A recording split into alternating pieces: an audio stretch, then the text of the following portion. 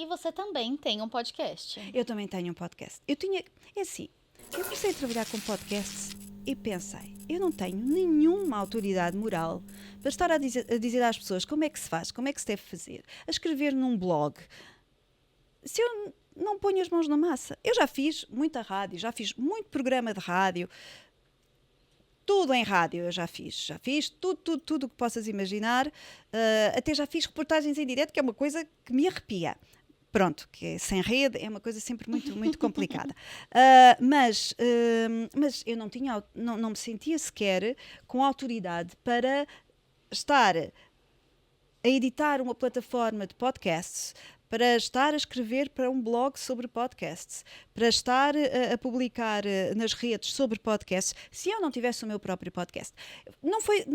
O Por Dentro Com, que é um podcast sobre podcasts, não foi o meu primeiro podcast. Já teve outro. Eu já tive mais 2 podcasts. Só que eu fiz um deles não, mas o primeiríssimo que eu fiz foi mesmo para meu belo prazer. Era uma coisa que eu gostava muito, que é gatos. Eu amo gatos. Eu adoro gatos.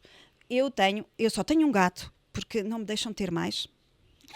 Lá em casa não deixam, mas pronto. Mas eu tenho, uma secreta esperança, eu ainda vou ter muitos gatos.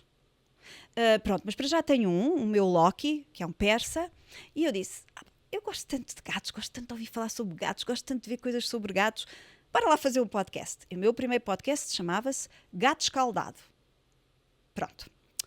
Não fiz muito tempo, porque veio a pandemia. Eu tinha para aí 5 episódios gravados, 5 episódios lançados, e depois, de repente, fiquei sem estúdio, ficámos sem chão, não é? Viemos todos para casa e eu perdi-me ali na voragem e pronto, os gatos não voltaram. Ainda tentei mais tarde, mas depois já não houve tempo nem fôlego para fazer o podcast sobre gatos. Depois em casa fiz... Achei muito divertido esse tema. Eu acho divertidíssimo, porque eu amo gatos, não é? Eu gosto imenso de gatos. Porque ainda por cima é uma paixão completamente tardia, porque eu durante montes de tempo não queria ter animais de estimação, não queria ter nada. E de repente olhei para um gato e disse, eu quero um igual, que é para mim. Pronto, e agora já tenho o Loki. Pronto, mas isso é outra história. O segundo podcast foi em confinamento. Eu já estava na direção digital. O que é que nós fazemos em confinamento? Como é que podemos ajudar? Podemos fazer alguma coisa? Não podemos? O que é que fazemos? E a mesma equipa que deu origem ao podcast resolveu dar início a um podcast sobre home office. Estamos fechados em casa, estamos a trabalhar de casa, nós temos esta experiência, e então até fizemos uma coisa muito engraçada, que foi, nós na altura éramos 3, cada um de nós fez um exercício de fazer um episódio sobre, e depois eles gentilmente empurraram para mim. Pronto. Depois sobrou para mim. Depois sobrou para mim, exatamente, e eu fiquei com o Casa Ilimitada. Tá. Que neste momento posso dizer que é muito, muito ouvido. Eu já não faço nada há anos, porque aquilo foi durante o período da pandemia, quando eu estava em casa, quando eu voltei à rádio, pronto, já não fazia grande sentido. Mesmo assim, eu ainda tenho uns 40 e tal episódios gravados. Uau, é enorme. Sim.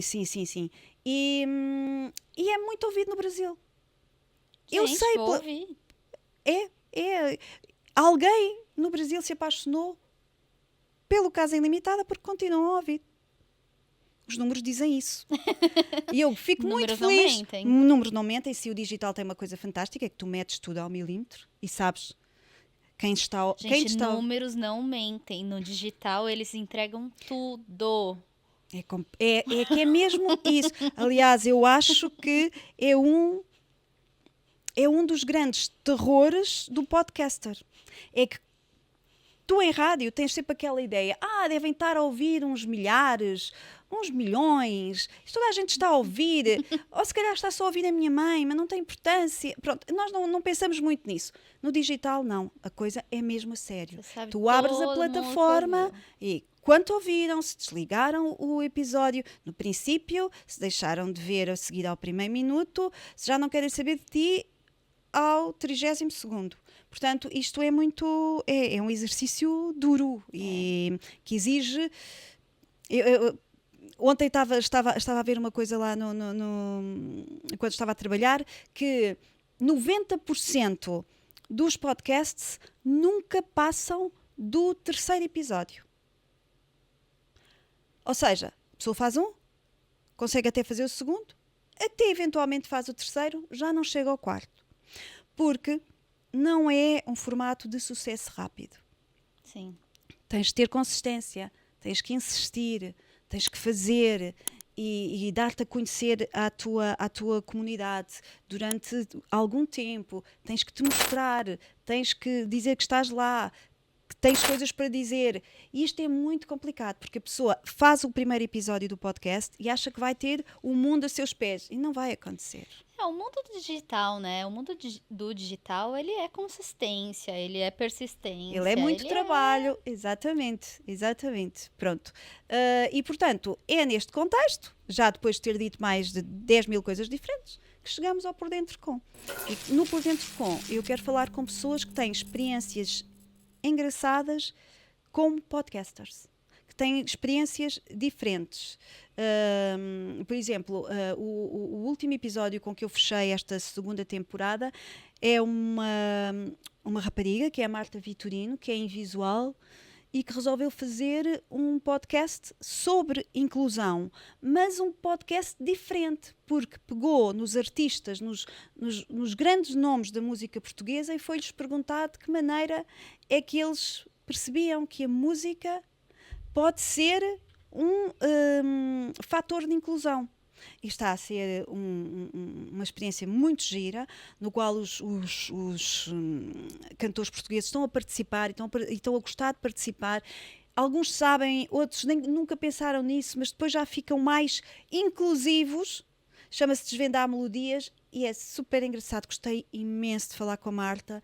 É a Marta Vitorino quem faz o podcast. Gostei imenso de falar com ela, uma pessoa cheia de força, muito capaz de ultrapassar todos os obstáculos. Isso é o que me dá gozo de fazer. Também é o que me faz bem no podcast.